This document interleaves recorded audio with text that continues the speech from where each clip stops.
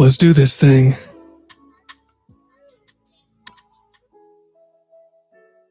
I'm Chronix from the most extreme wrestling, and this is your AEW Dynamite review for February 3rd, 2021. And this is the wedding night here at Beach Break. Got Tony Schiavone, JR, and Excalibur all on commentary here tonight. Still in Jacksonville, Florida.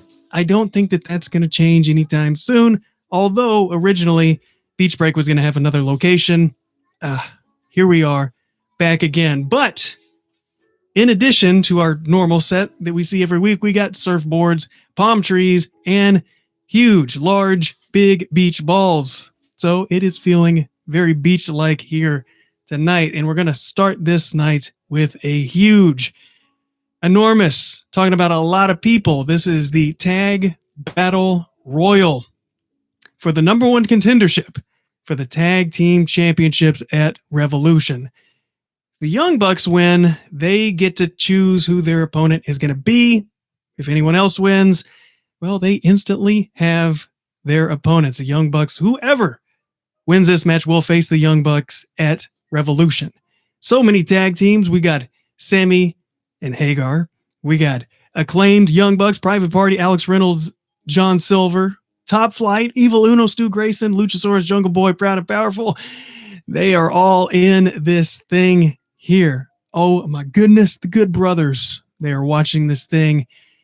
As the ring begins to clear over here. This match was crazy. I was trying to keep notes of everybody that was coming out of this thing, but it was just chaos. My goodness. However, here towards the end of this thing, we got down to Sammy and Chris Jericho and Darius Martin. And yeah, Jericho. He should have just worked with his boy. He should have just worked with Sammy Guevara. But you know what? He was a little bit selfish. As Sammy, he was starting to go out. He could have just let Darius get eliminated. He could have made sure and ensured that Darius would have got eliminated. But instead, no. He just throws an arm and accidentally, or at least we are led to believe it was an accident. Yeah, Sammy Guevara accidentally gets eliminated. Now, Chris Jericho ends up winning this match, which effectively wins the match for Sammy Guevara as well. So Chris Jericho and Sammy will go and face the tag team champions of the Young Bucks at Revolution. Sammy is not happy about this. MJF promptly enters the ring and celebrates with Chris Jericho. Well, they are in the same group. I guess it is a time for celebration. But once again, Sammy Guevara feeling like he is ignored, looked past. Yeah, he's upset and he leaves. He storms out of there like a child. He's not happy. He didn't get the glory, although he did win. And this further cementing the divide within the inner circle. And it looks as if MJF has had this plan to basically take some people out of this group, to reorganize, to become the leader.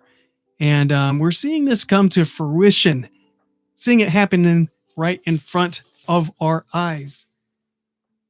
I got this cat going crazy over here. I don't know what's going on. This man's insane. All right.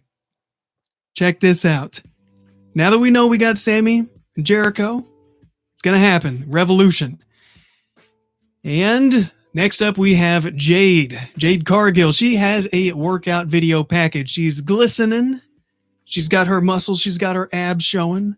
It's basically a workout video. You know, a workout video where you have like blue lights in the background. I mean, who would ever film things in such a way?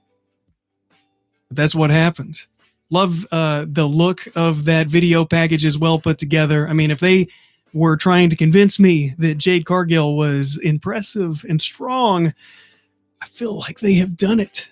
Indeed. Now we got Darby Allin. He is the TNT champion. He bust out his entrance, followed by the entrance of Sting. And yes, they did have snow. JR did mention that the temperature was 44 degrees, not conducive to snow. But, sometimes JR, he says things are not even necessary. Sometimes he does have valid criticisms, and I will not hate on that. I think that's more acceptable.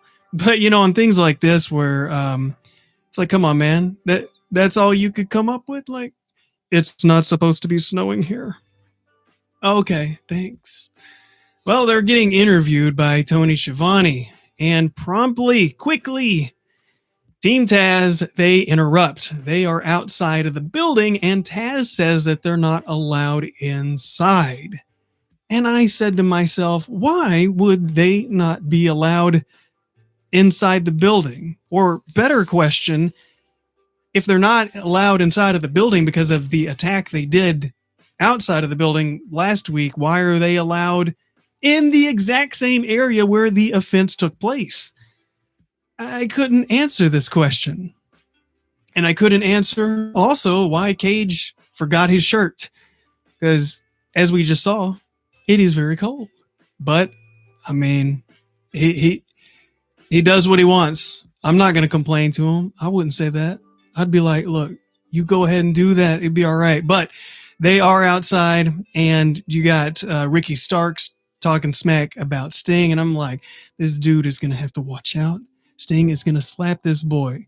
And to let them know that they will be there next week, and Sting still has the snow in his hair as he replies to Ricky. Because Ricky's basically saying, like, Sting, you're not the same guy, you're a legend, whatever, but times have changed, all this kind of nonsense, right?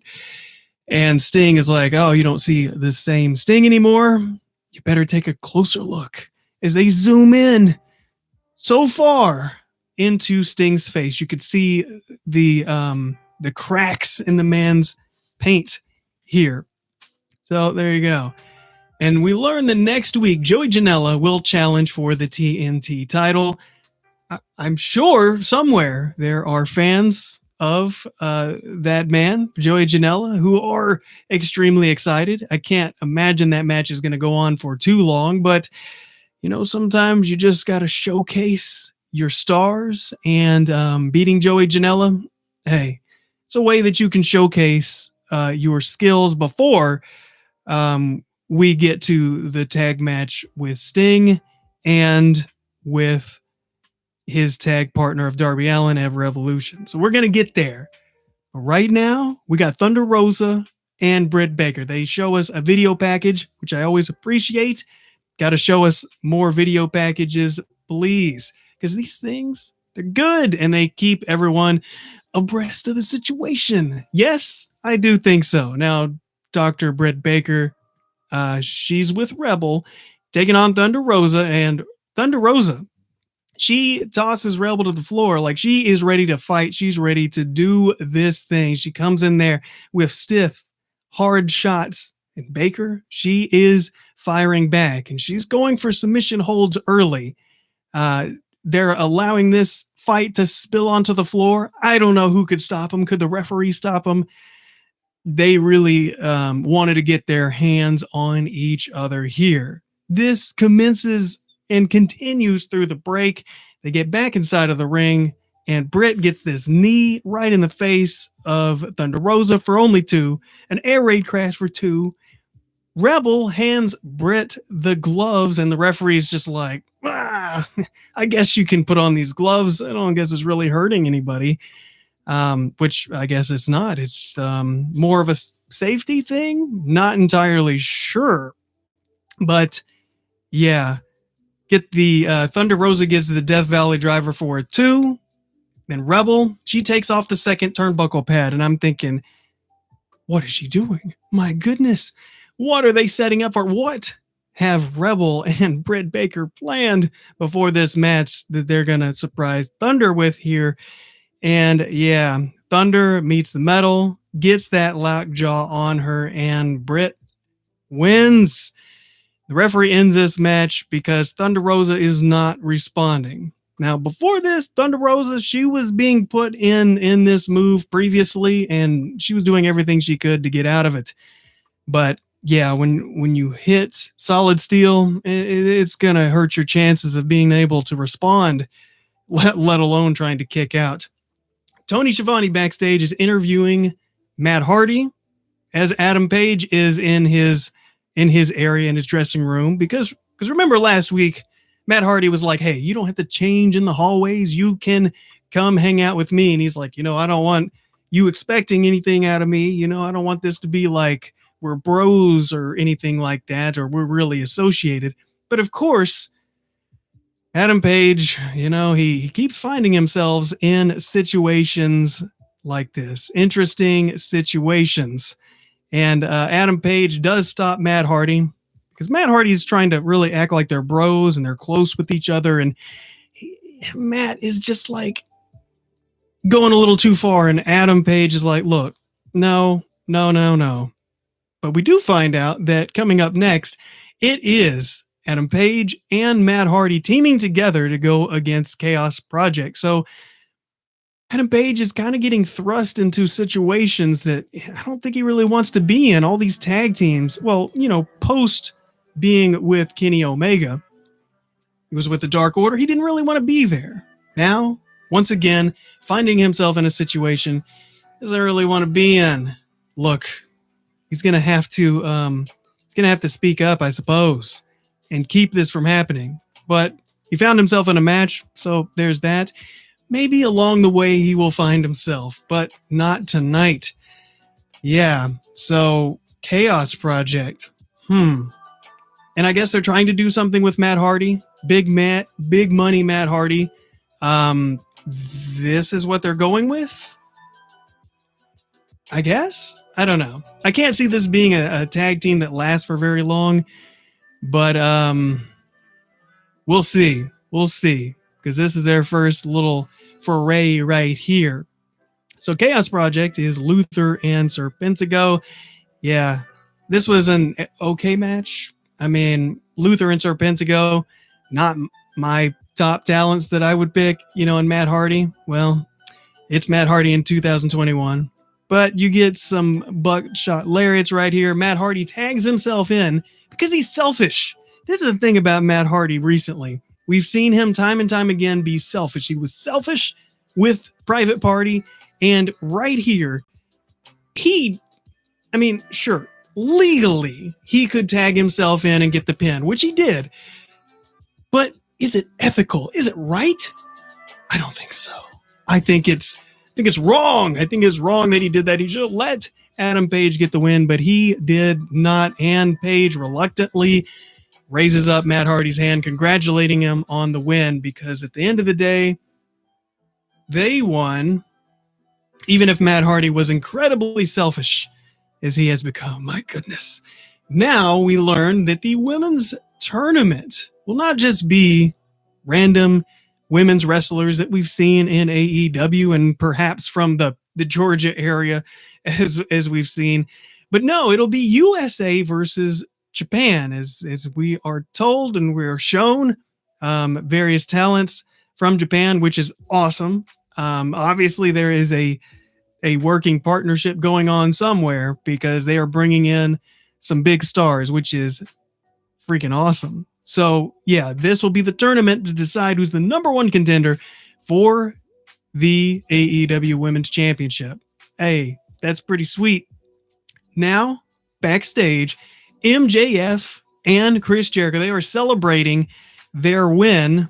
Well, Inner Circle's win, because it really was Jericho and Sammy's win, with a foam cooler. They say they're going to bust out the bubbly, even though we never saw if there was actually bubbly in the cooler, but one could only speculate. Now, Sammy, he stops the party before it even gets started and says, yeah, basically, he doesn't think Jericho really has his back. He's really questioning things, it seems. And they have Sammy Guevara. Sammy Guevara says what he has to say, and then he leaves. He's just like, whatever, dude. And Jericho follows him because I guess he's got to get in his ear and talk to him and bring him back to the inner circle side. And MJF, being the dirty snake that he is, he takes this opportunity, this opportunist, to get the rest of the inner circle alone. They close the door. Wardlow closes the door, even shoves the camera guy out so he can speak directly to the inner circle.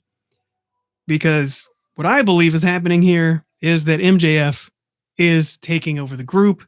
He's finding a way. He's going to oust Chris Jericho.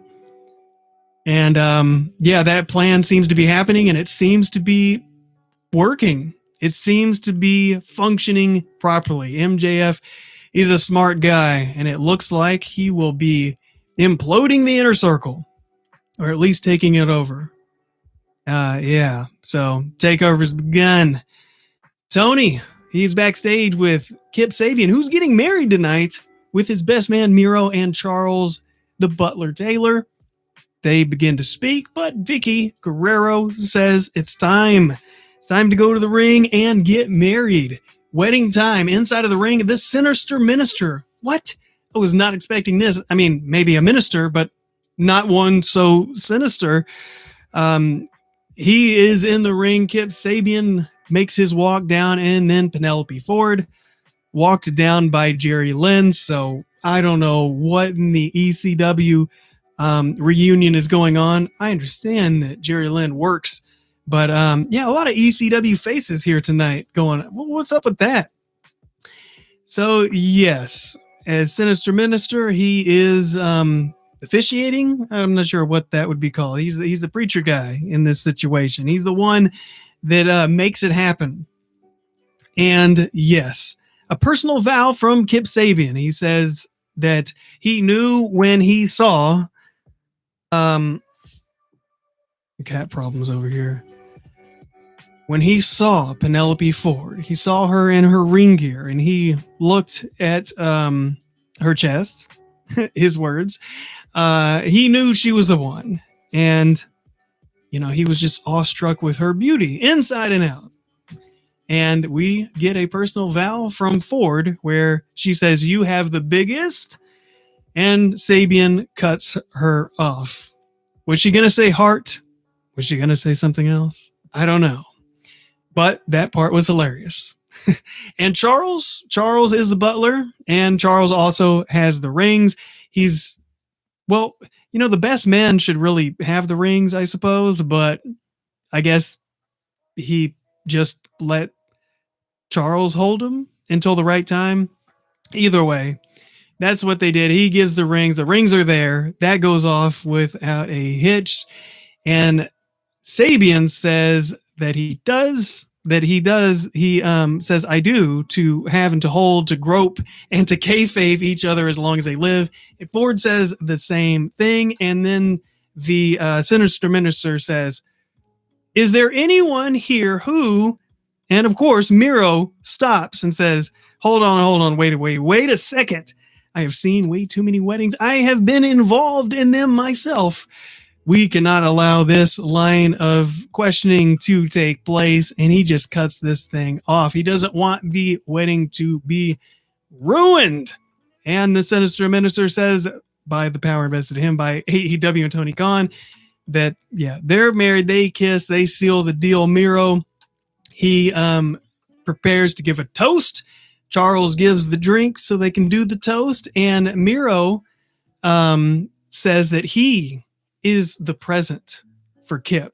Like, he didn't buy him anything. He didn't get him anything. He's just like, me just being me and being strong and being large is enough to be your present, which, I'm just going to do that next time. I'm just going to be like, me being your friend, that is the, that's the gift.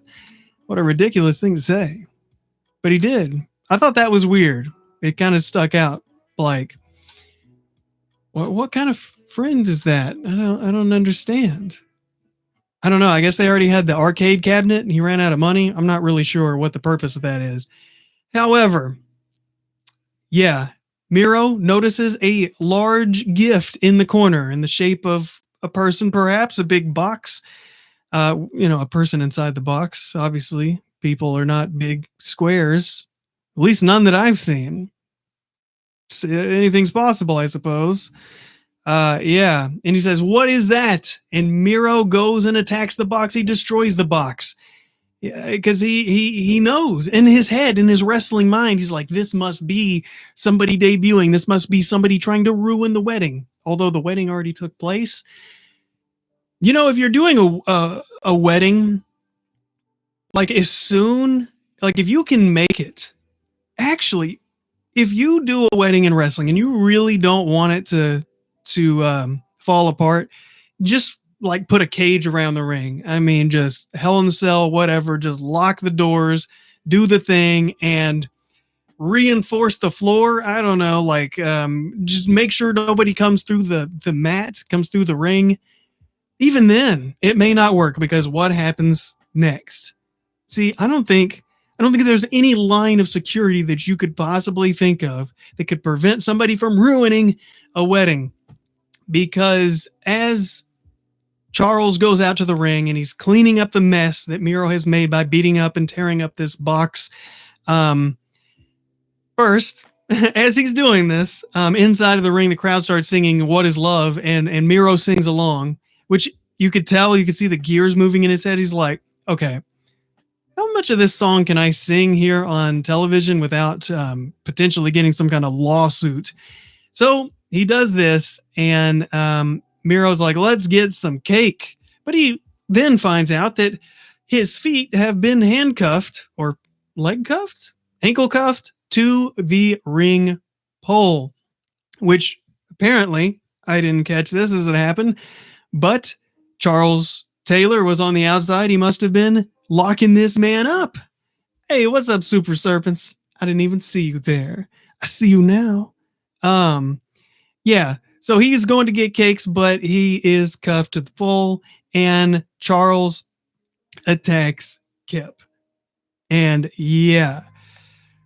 So this wedding, it's falling apart. As he attacks him, Ford falls into the cake, and some of the cake gets on her face, but not a lot.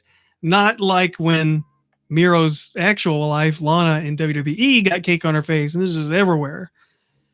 I don't know if it's the cream. I don't know if it's the topping, but obviously WWE knows exactly the right formula to make a cake. You just got up? My goodness, man, you're on a different schedule than I am, because this is winding down towards the end of my day. But I'm glad you're up and here watching this right now. That's awesome. So cake is on her face. I mean, regardless, if you get cake smeared on your face, no matter what the amount is, I'm going to ruin the bride's night just a little bit. Just a little bit. You don't want that to happen at the end of the day. And from here, someone pops out of the cake. What? What is happening? It's Orange Cassidy popping right out of the cake. And he comes out and he drops Sabian. So this thing has broken down, and luckily everybody can take a sigh of relief because Charles and Orange Cassidy are still friends. If there was any question, if there was any doubt, they are still bros. So does this mean now that the wedding is over that Charles can become Chuck Taylor again? Well, yes, of course. But it has happened. So this is the storyline. This is absolutely not the best wedding I've seen in wrestling. And I know it's crazy, but wrestling has so many weddings. It's insane. This is not one of the best, but at least somebody didn't get popped like in Impact. So there you go. Next, we have a pre-recorded, a previously shown.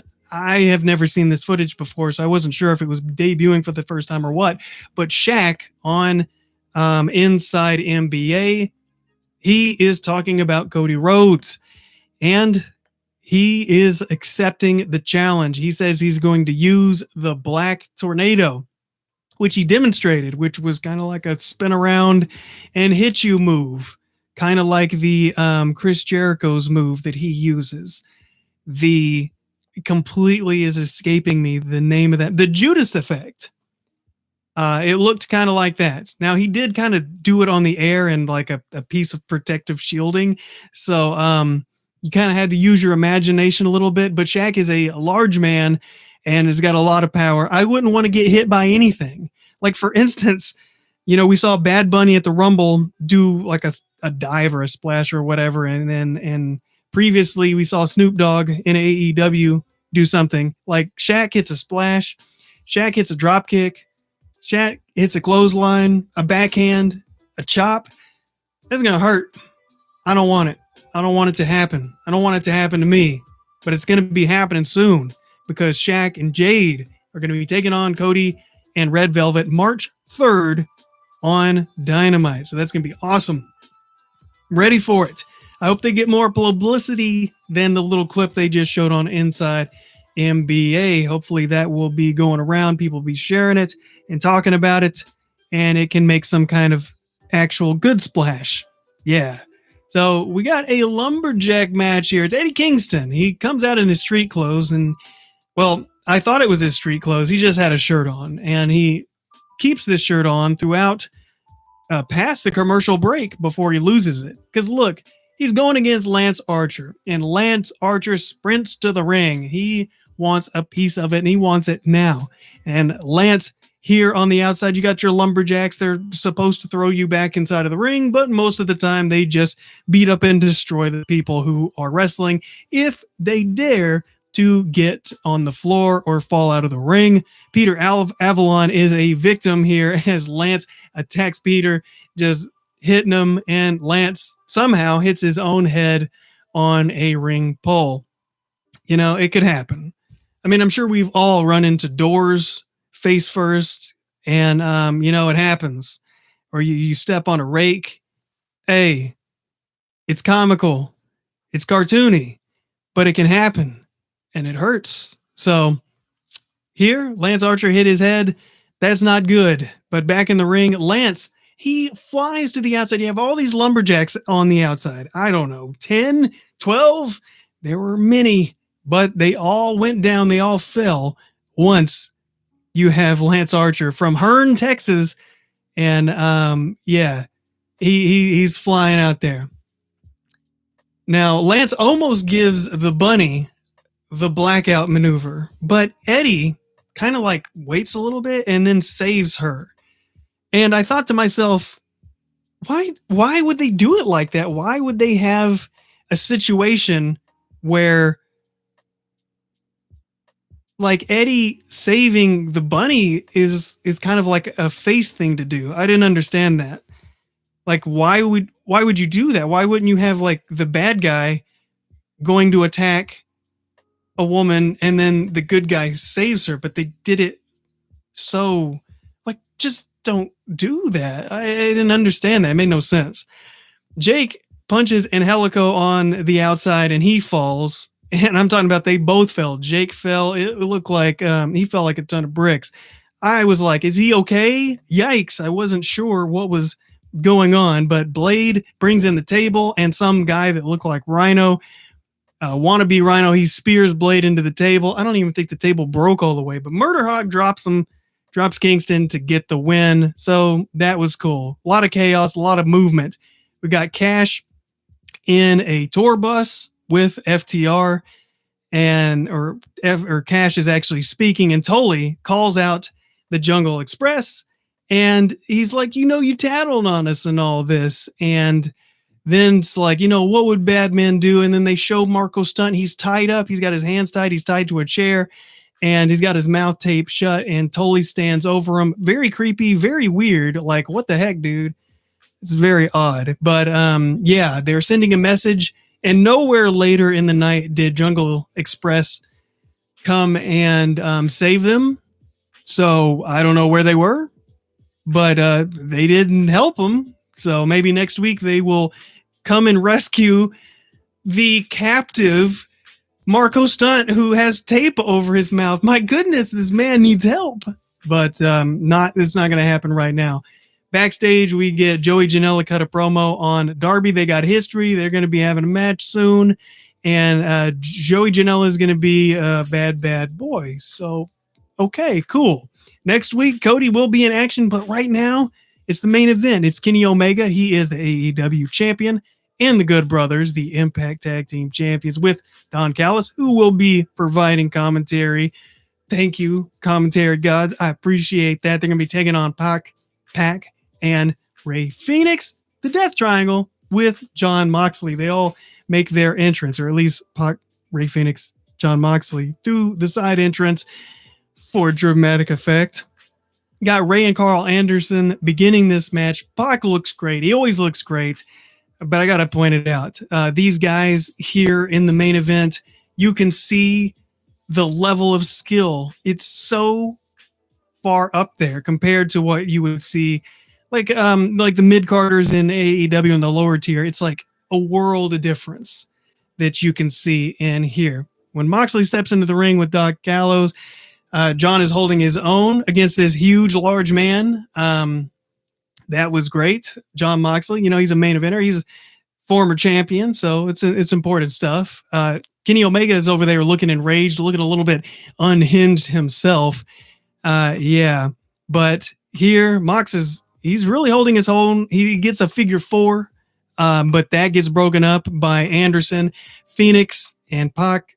Man, great tag team. I wish I could see more of them. I wish that we can see more of them in the future. Ray hit this moonsault off the top rope, landed on his feet, rolled over again, and then hit the cutter on Omega. Perfectly executed. That was brilliant. Awesome. Omega even uses Moxley's own paradigm shift on Moxley, and Pac breaks that up with some high-flying pin ending action of his own. Ray gets isolated. Pac kneed in the face before he can get in the ring with Doc Gallows, Anderson, and Omega. They get the win. They get this post-match beat down on everyone, and then Lance Archer comes to clean the ring as he normally does. Omega and Moxley are left in the ring. Moxley gets to his feet, and then Moxley is attacked from behind by a masked man. And we are all thinking, as I was, who is the masked man? Like, who is this? What is happening here? And he reveals the mask to show us it is Kenta. And I'm like, what? I know there was rumors about Kenta showing up, but I didn't think it was going to happen. Yeah. He hits the go to sleep. Kenta's in AEW? I don't know. Is he going to stay in AEW, or is this just a temporary thing? We've seen all the people that was revealed for the women's tournament from Japan. Got Kenta here. It's insane. So yeah, AEW is really popping off here in the, or at least here in the main event. And plus with the women's matches that they're going to be having, that's going to be fantastic. I'm looking forward to those matches. There's going to be some very solid matches, but Omega stands tall. Now, this is a good show. I love the reveal at the end. The wedding was, really love the Thunder Rosa stuff. I thought that was a good match. Great stuff. More build with Team Taz, and that's fantastic. They are looking great. Darby Allin, of course, and Sting. So for the most part, this is pretty nice stuff. A lot of chaos, a lot of bodies. It seems with AEW, they feel that the show is just more engaging, I think, and more exciting to see the amount of bodies flying around everywhere. In WWE, you have more one-on-one matches and, well, a lot less people for sure. And I think that works, when you don't really have an audience, you got to have some movement. You got to have something. And it makes it feel like a lot more things are going on. And then you already have the roster. You're already paying them. So, hey, I guess that's what you got to do. But anyways, thank you guys for watching. That was AEW Dynamite. And I will catch you guys next time.